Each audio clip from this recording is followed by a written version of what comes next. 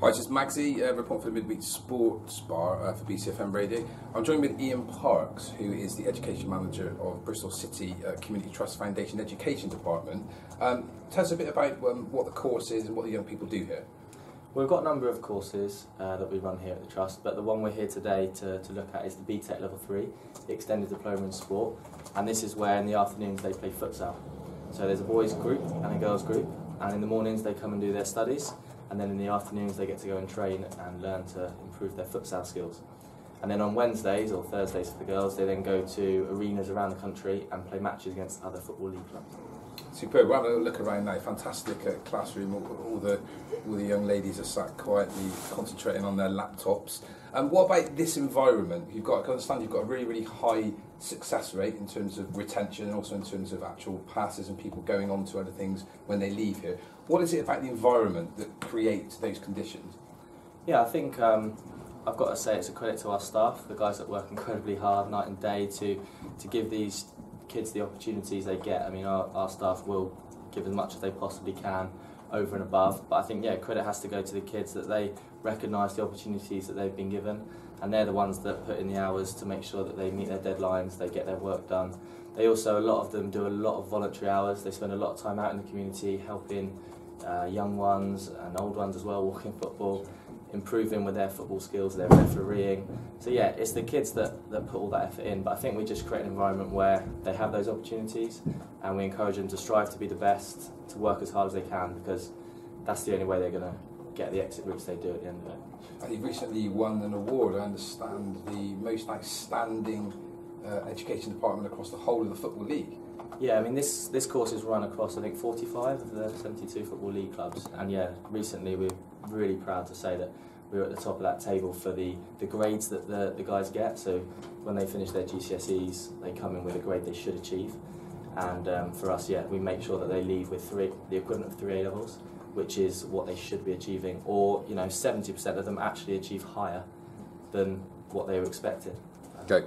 Well, the proof of the pudding, they always say, is in the eating. So we're here with some of the girls that are on the course here at the academy. So best to hear it from there. None of them want to talk to me, and I don't blame them. But I'm going to grab somebody first. When did you start on the course? About 2 years ago now. This is our last year here. Okay, so what's changed in you? What have you learned in those 2 years, if you could sum it up in a couple of sentences? I think I've definitely improved on my futsal skills as well as my education. I didn't do too well at school either, but I've definitely improved education-wise and through futsal. And was footballing always an interest? Yeah. I've played football from a young age. I never played futsal until I came here, so I heard about the course. I was going to go to Filton until about a week before this course started, futsal just kind of got my attention really.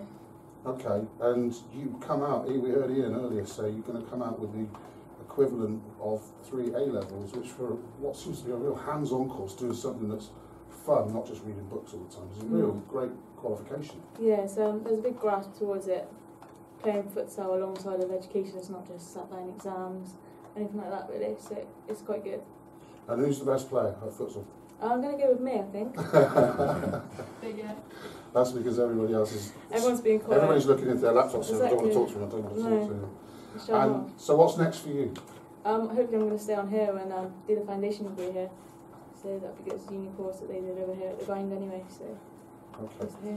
And there is one secret I've got to say, which I hope you won't hold against me, but my day job, or my Saturday job, is tannoy announcer at Bristol Rovers. So I'm just wondering, are any of you secret Rovers fans, and they've made you wear this red kit? They've taken you into the corner and given you a bit of a talking to, and you've had to wear this red kit. Lottie, come sit by me, Lottie. No. Come on, Lottie. Fantastic. Yes, she is.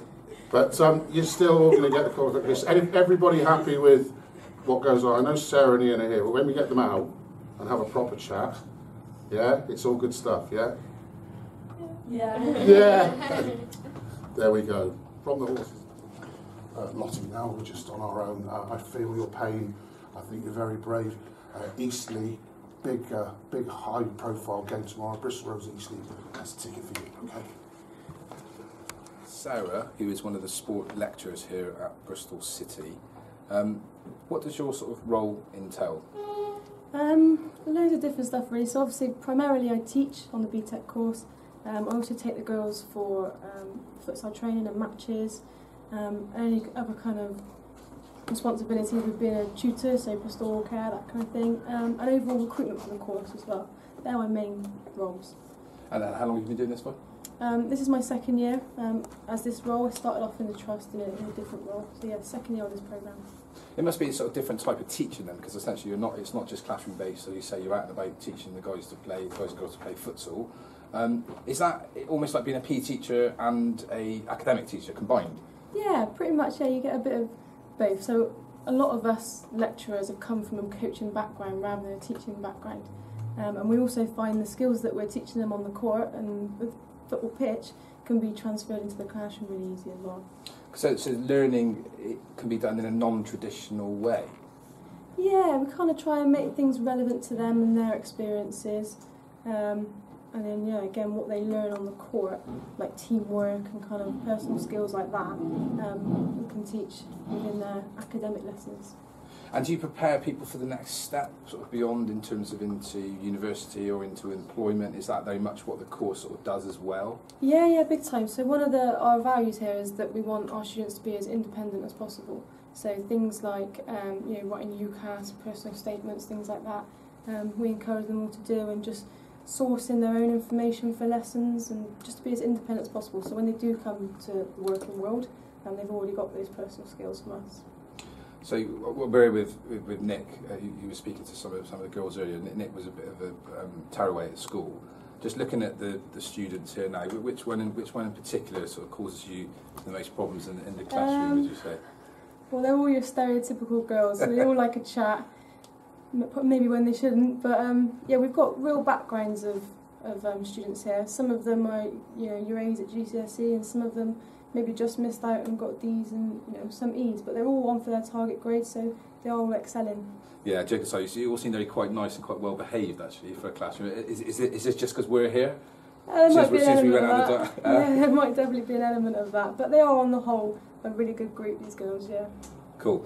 So Nick's kind of come down really, seeing if he can have a second chance at education. He didn't quite do it first time round. Maybe this is an environment for him to do it. Would you be prepared to interview him just to humour him really? Yeah, sure. Yeah, why not? We'll give it a go. Okay, cool. I'll see if I can get him in. Okay, so I understand you're interested in becoming a student. So the first question we ask all prospective students is describe yourself in 3 words. Hungry, nervous, and very hard-working. Okay, the last one's definitely a quality that we look for. The second one, describe your educational background, so how you did in school. My certificates got lost in 1986, but I did get one of the very last O levels before they became GCSEs. Now it was only in woodwork, but I'm very, very proud of it. Okay, I'm sure there's some skills that might transfer across to this course from that. And the last one, your playing experience. Yes, I was team captain of the local village side until a knee injury, but I sorted the knee out now.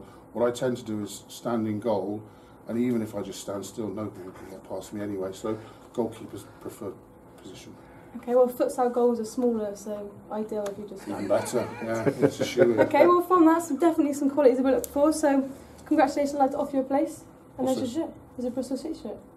I'll tell you what, you can stick your calls.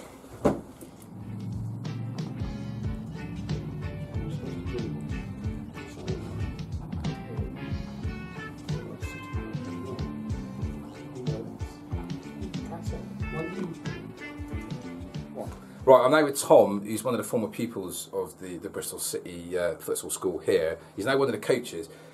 We spoke earlier, so Nick is a Bristol Rovers PA, and he's behind enemy lines here. Oh. You're from Mangettsville. What the hell are you doing down there? I really don't know. Family, really. Obviously. Family of City fans? Yeah.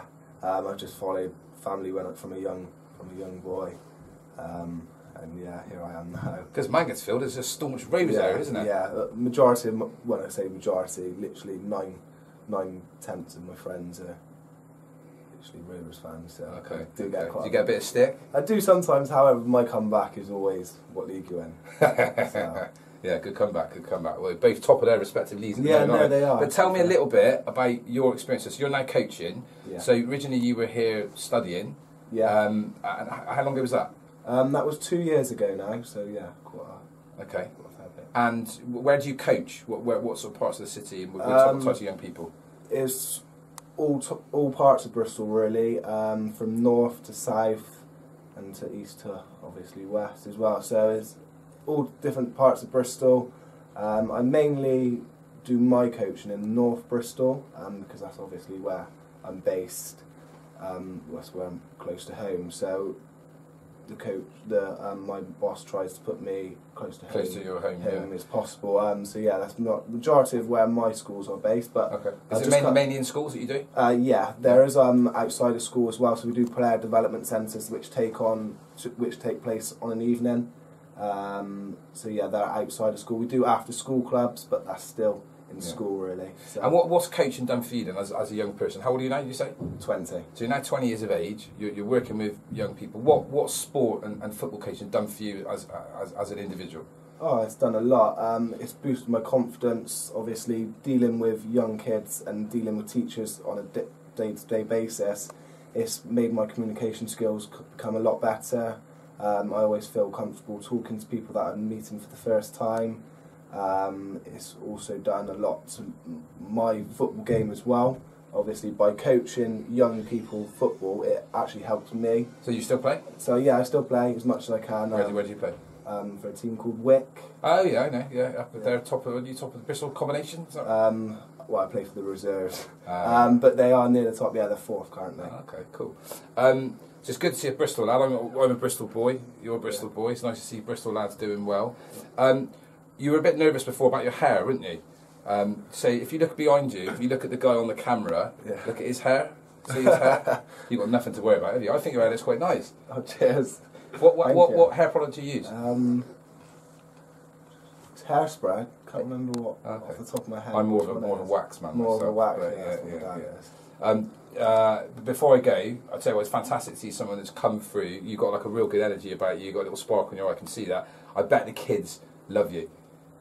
Yeah, I'd like to think so. Obviously, they look up to people like myself as role models. Sure. So if I'm energetic and do my job well, I'd like to think that they respect me and follow me, and hopefully go on into the future and follow me on. Yeah, I'd like to think I am a role model. Top man. Thank you so much.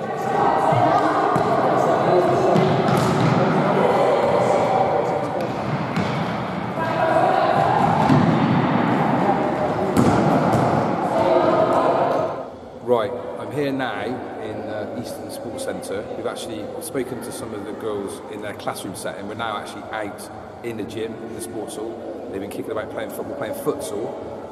What's your name? Sydney Harris. Vicky Pam. You've just been watching a bit. It's pretty ferocious, isn't it? So a few tackles flying in and stuff. What I want to ask you about futsal. For you, what do you enjoy most about the sport? It's a lot quicker than football, the passing and the moving.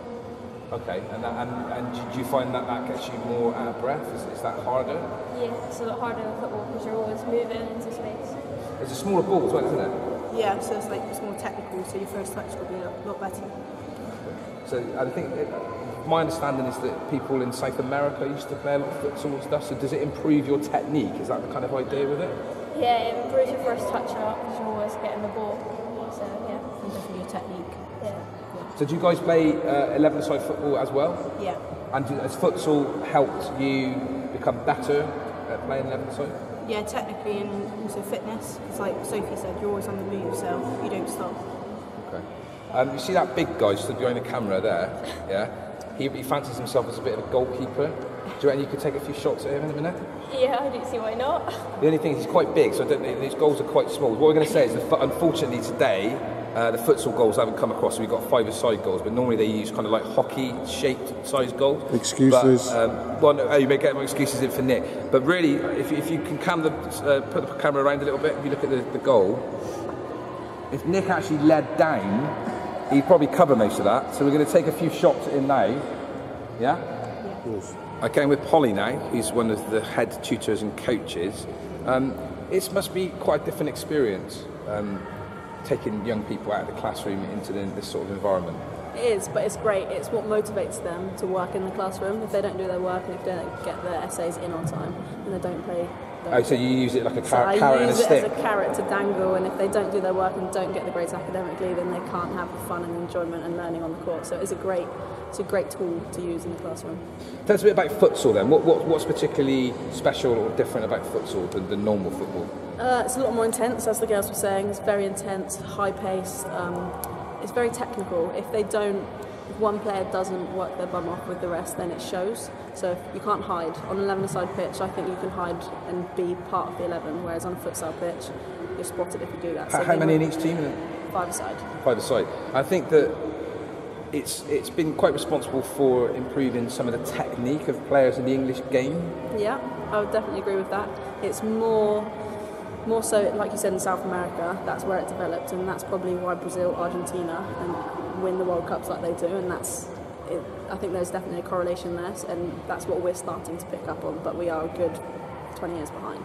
And that is starting with kids quite young, and we're hoping, I suppose the FA are hoping as we move on through the time that we'll start to develop and create more technical footballers. Yeah, I think in academies it's coming in that futsal will be played a lot more. I think that's what the FA are wanting to stipulate that it has to be, so it shows that they see it as a big tool of developing the game. And it's quite a new thing, because if you look at English football over the last 20 years, when I was playing, that you've only got to look at people. Jeff Twentyman, for example. I'd love to see Jeff Twentyman playing futsal when he was younger. Players like him, the Rosette, Nicky Tanner, get the ball, pump it up, pump it long. Things like futsal. I've always said that there's certain types of English players that would not be professional footballers if they were in any other country, Italy, Holland, France. I was the opposite. I was a ball player, but I was a bit too small for a centre half, and I was told, don't play too much football, kick it long, bang it, all this kind of stuff. So you'd have been perfect. Yeah, and I'd love to have done this. Yeah, I do agree. I'm probably too young to recognise the names that you've just fired off there. That's a good job you did. Yeah. And do you play yourself? Yeah, I play myself. Used to play for Yeovil, now just want to enjoy it more in Sunday League. But I absolutely love it. Love the game, love football, futsal. It's all part of the same thing. 1 second. What was his name again? Ian Parks. And Ian's been a bit humble because he's kept it quiet when we spoke to Ian earlier. He actually plays for England futsal. He's too embarrassed to say it.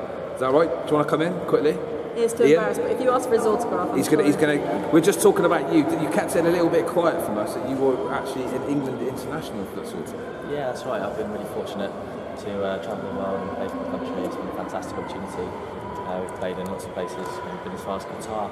I haven't been outside of Europe until then, so a really good opportunity. Well, it's funny you should say that. Well, Nick never been to Qatar. He used to play the guitar a couple of times, but he fancies himself as a bit of a goalie. Do you know he's now been accepted as one of the pupils on the course? Quite, yeah. He's now going to get his getting goal. You play a bit of futsal. You know what's a good goalkeeper, what isn't. Yeah. Can you just do a little kind of a mark out of 10 and sort of look at his technique and stuff like that? Yeah. Signs look promising. The physique's great, so yeah. They used to call him the cat, actually. All right. Yeah. Bagpuss. Remember Bagpuss?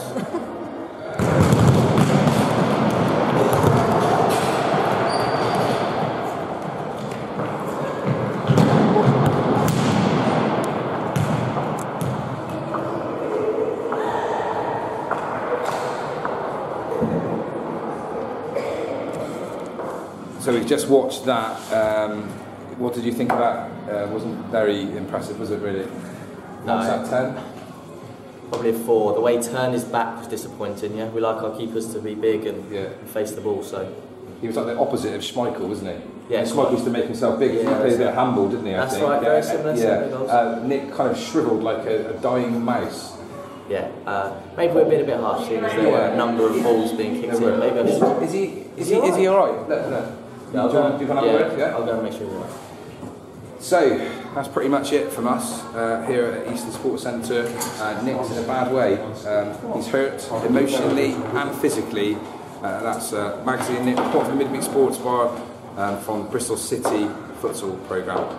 I don't think there's a career in goalkeeping for Nick within futsal. See you later, guys.